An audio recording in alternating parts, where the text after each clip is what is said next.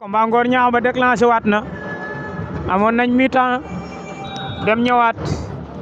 waaw di leen wax ñu am ñaari combat ci biir Etienne Diogoye am na combat moom ngeen di gis noonu ci à côté ñu leen ci ñamal tuuti rek ndax combat yi dañu bari ci biir ñu leen topal combat Ngor Niakh fii ci arène nationale ak Bakakak TV 100% Mbaye seen photographe pour muy leer beneen combat ngeen di gis noonu mooy Etienne Diogoye ca combat yi toloo nañ ñu am ñaari combat yëpp Ngor Niakh moom ngeen di gis mu yor ngemu noir bi nekk ci ginnaaw Etienne Diogoye moo yor vax bi nii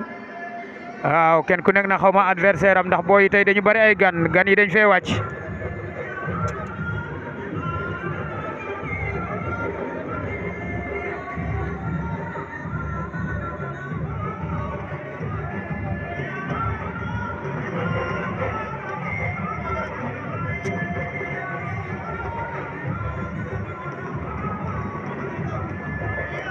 ñaari combat yi ngeen di gis muy daw noonu ngeen gis ñooñ tamit ñu ngi defaat préparation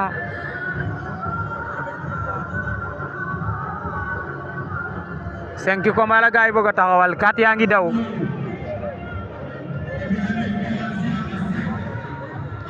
Ngor Niakh côté bi Etienne Diogoye côté bale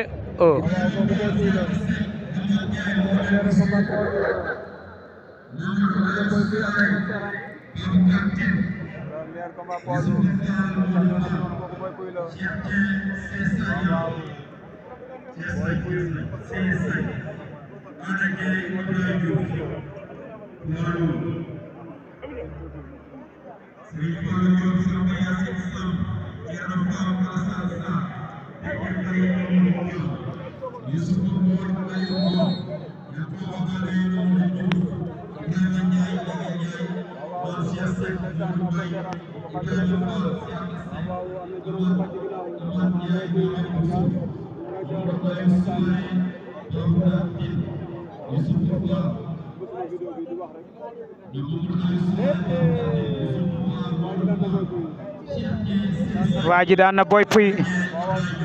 daan na Boy Pouye aca nañ dem ci combat Ngor Niakh bi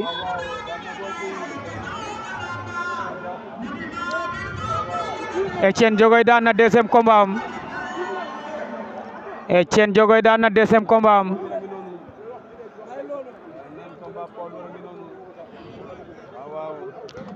Ngor Niakh ak adversaire ba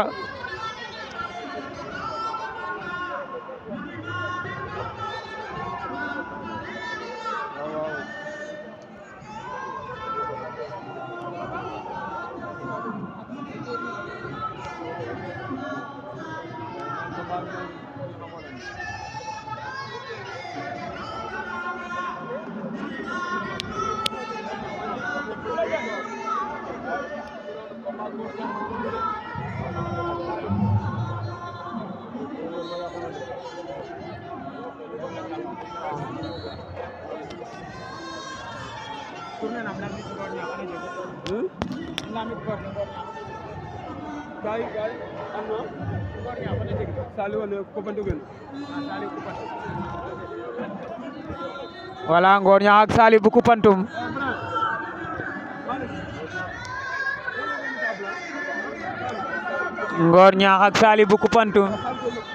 Sali jël na Ngor Niakh Ngor Niakh jël na ko Ngor Niakh jël na Saliou Ngor